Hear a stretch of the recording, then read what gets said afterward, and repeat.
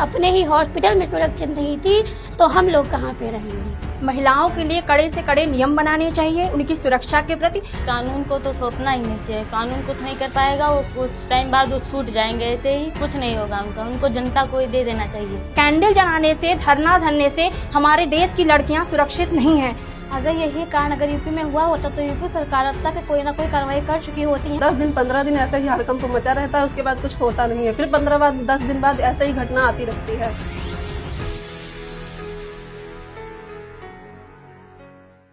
अब हम लोग क्या ही बोले, यहाँ तो आए दिन यही हो रहा है।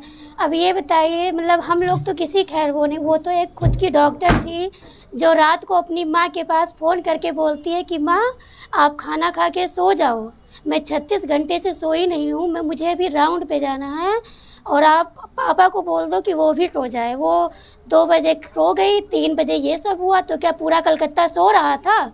मानो उसकी माँ सो गई थी, उसका पिता सो गया था, लेकिन पूरा कलकत्ता क्या सो रहा था?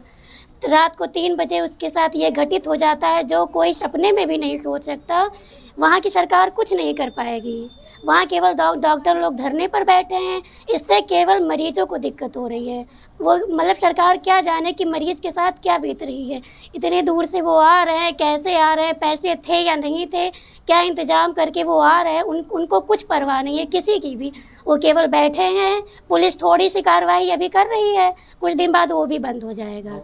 तो हम चाहते हैं कि क्या बताएं, हमारे लिए वो शब्द छोटा है जो हम बोलना चाहते हैं। शब्दकोश बहुत ही बौने हैं, हमारा शब्दकोश बहुत बड़ा है कि उनको फांसी तो एक छोटी सी सज़ा है, फांसी से भी बड़ी सज़ा उसे दी जाए। जैसे उसने तड़पा के उसे मारा है, उससे कई ज़्यादा तड़पे वो। यहाँ जो कुछ करना चाहता है, जो अपने बलबूते पे खड़ा होना चाहता है, इस कारण से वो कुछ नहीं कर पाएगा। आखिर पेरेंट्स मतलब भरोसा तो करते हैं, लेकिन अगर आसपास ऐसी चीज़ें घटित हो जाएंगी तो उनको ना चाहते हुए भी अपनी लड़कियों को घर में रखना पड़ेगा, जो वो ना चाहते हुए भी करेंगे। तो इसलिए जो कुछ करना चाहता है वो भी नहीं कुछ करना पड़ेगा, वो सारी लड़कियां घर में बैठ जाएंगी। तो इसलिए बहुत ही बड़ी ही सज़ा उनको दी जाए, जिससे लड़कियों में ये डर ना रहे कि हम असुरक्षित हैं।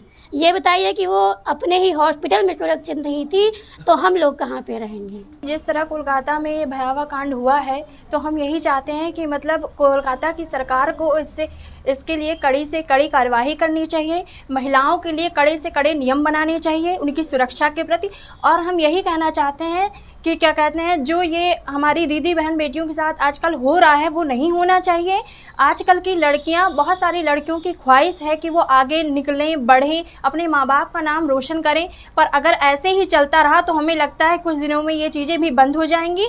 इसलिए कोलकाता की सरकार से मैं अपील करती हूँ कि उसके लिए कड़ा से कड़ा कानून और नियम बनाना चाहिए। दोषियों पर अभी भी किसी की वजह से ठोस कार्रवाई नहीं हुई, इसीलिए हम चाहते हैं कि दोषियों को कड़ी से कड़ी सज़ा देनी चाहिए। फांसी तो एक छोटी सी सज़ा है, ये इनको मतलब इनको ऐसे मारना चाहिए जैसे इन्होंने लड़कियों को तड़पाया है, उसी तरह हम चाहते हैं कि इनको कड़ी से कड़ी सज़ा देनी चाहिए, ताकि देखने वाला भी भयानक क्या कहते हैं मंजर दिखाई दे और लोग उससे भयावह हो जाएं। कैंडल जलाने से, धरना धरने से हमारे देश की लड़कियां सुरक्षित नहीं हैं। तो हम चाहते हैं कि इससे ज़्यादा सरकार से यही अपील है कि इनके लिए ऐसी कड़ी सज़ा देनी चाहिए कि दोबारा ये कदम ना उठाया जाए किसी भी दोषियों के प्रति।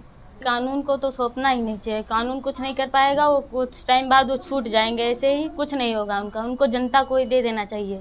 जनता उनको उनकी तरह मतलब जैसे लड़कियों को तड़पाया है उसने, वैसे ही उनको सज़ा दी जाएगी, जनता उसको ऐसे ही सज़ा देगी। वो तो डॉक्टर थी, वो तो अपने हॉस्पिटल में थी, मतलब वो खुद के हॉस्पिटल में थी, तो उसको नहीं बचा गया, तो उनकी सुरक्षा के लिए और क्या बोला जाए। वो तो लड़के हैं सर, वो तो कहीं भी कहाँ मिल जाए, क्या कर दें, उनके मूड पर डिपेंड करता है, वो क्या कर सकते हैं। और उनके आसपास के लोग शायद कुछ और लोग मिले हैं, अभी तो एक ही मिला है, कोई एक लड़का शायद अभी मतलब गिरफ्तार हुआ है, अभी तो बाकी अभी वो एक ही तो थोड़ी थे, वो तो कई लोग शायद गैंग थे, वो अकेले ही शायद उस लड़की ने बचने की कोशिश बहुत की, पर शायद बच नहीं पाई। कोशिश तो अपनी तरफ से बहुत की उसने, लेकिन शायद कई लोग थे, गैंग में थे, इसीलिए नहीं बच पाई। अगर यही कारण अगर यूपी में हुआ होता तो यूपी सरकार अब तक कोई ना कोई कार्रवाई कर चुकी होती। यहाँ पर रोज धरना प्रदर्शन होता है, लेकिन यहाँ पे कोई, वहाँ कोलकाता में कोई कार्रवाई नहीं हो रही है। वहाँ पर बस केवल मरीजों का हाल बेहाल हुआ जा रहा है, उनका इलाज नहीं हो पा रहा है।